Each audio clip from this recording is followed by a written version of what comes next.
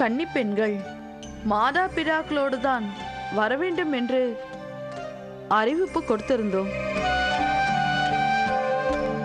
ஆனால் அவள் தனியாக தான் வந்தாள். அறிவிப்பை கேட்டு மாதா பிதாக்களுக்கு தெரியாமல் தனியாக வந்திருக்க கூடும். ஒன்று உன் மனைவியாக வேண்டும் என்று வந்திருக்கலாம். இல்லை என்றால் விளையாட்டுத்தனமாக இருக்கலாம்.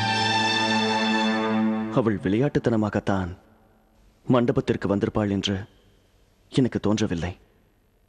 எப்படி வேண்டுமானாலும் இருக்கட்டும், நீ பொறுமையாக இரு மகனே.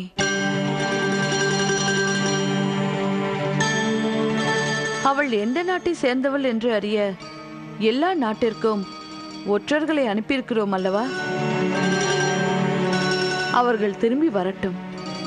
அப்பொழுது தெரியும் அல்லவா அவள் எதற்காக மண்டபத்திற்கு வந்தாள் என்று. உன் மனம் கலங்கினால் என்னால் தாங்க முடியாது மகனே. உன் சந்தோஷம்தானே என்னுடைய சந்தோஷமும்.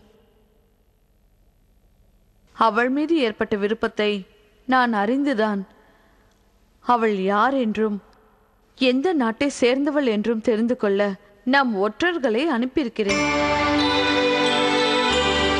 நீ விரும்பி அந்த பெண்ணையே உனக்கு மனம் முடித்து வைப்பேன். நீ கவலைப்படாமல் இரு மகனே.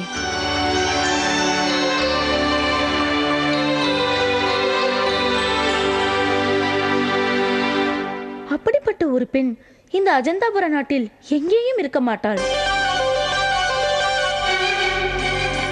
பார்த்ததும் உண்மையை கூறினால் எனக்கு பொறாமையாக இருந்தது. அவ்வளவு அழகியா? மோகினி ரூபத்தில் அரண்மனையில் இருப்பவர்கள் எத்தனை பேரை பார்த்திருப்பார்கள். அப்படி இருந்தும் ராஜகுமாரனும் மகாராணியும் அவளுடைய அழகில் மயங்கி விட்டார்கள். அங்கு நடந்ததை நானும் கேள்விப்பட்டேன்.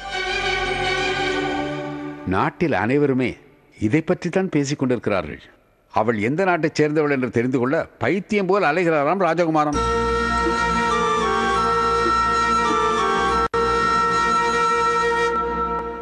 எந்த நாட்டவளாக இருந்தாலும் அவளை கண்டுபிடித்தே தீர்வோம் என்று அவர்கள் இருக்கிறார்கள். அண்டை நாடுகளிலும் தேட ஆட்களை அனுப்பி இருக்கிறார்கள். ஓஹோ,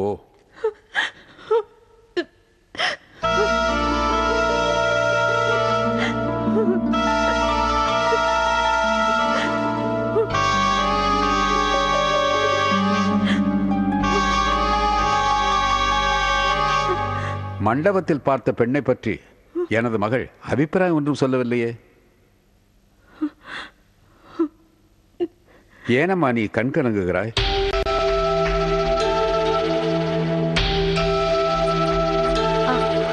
அது கவலை இல்லாமல் இருக்குமா? நகர மண்டபத்திற்கு செல்ல அவ்வளவு ஆசையாக இருந்தாள். அந்த நேரத்தில் இவளை போக விடாமல் தடுக்க தலைவலி வந்துவிட்டது. தலைவலியா?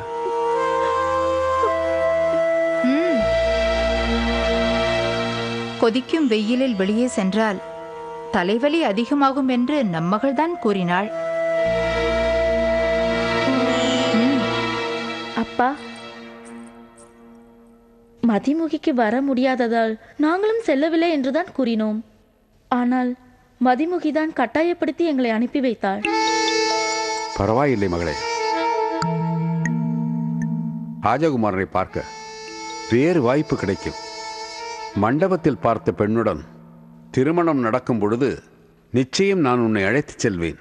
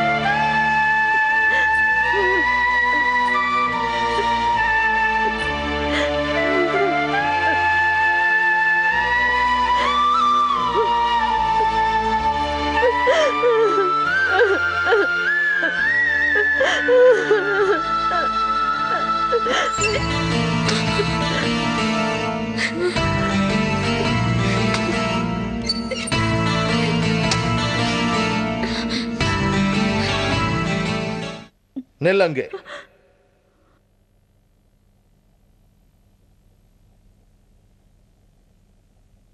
மண்டபத்திற்கு செல்லும் போது தாயும் சகோதரிகளும் உன்னை அழைத்து செல்லவில்லை என்று அந்த ஆளிடம் நீ கூறிவிடுவாய் என்று எனக்கு பயம் இருந்தது. அப்படி சொல்லியிருந்தால் அது போதுமே. அந்த ஆளுக்கு மகளிடம் அவ்வளவு பாசமாயிற்றே. நீ புத்திசாலி பெண்தான். தந்தையிடம் நடந்ததை கூறினால் இங்கு வாழ்வது கடினம் என்று உனக்கு தெரியும். வியாபாரத்திற்காக அவர் காலையில் சென்று இரவு திரும்பி வரும் வரை எங்களுடன் தானே நீ இருக்க வேண்டும். நடக்கப் போவது உனக்கு தெரிந்திருந்தது நல்லதுதான். நீ என்றாவது எல்லா விவரத்தையும் அவரிடம் கூறினால் நாங்கள் வெளியே போக வேண்டி வரும். அதற்கு நான் சம்மதிப்பேனா? அப்படி ஒரு சூழ்நிலை ஏற்பட்டால் நான் அவரை கொன்று விடுவேன்.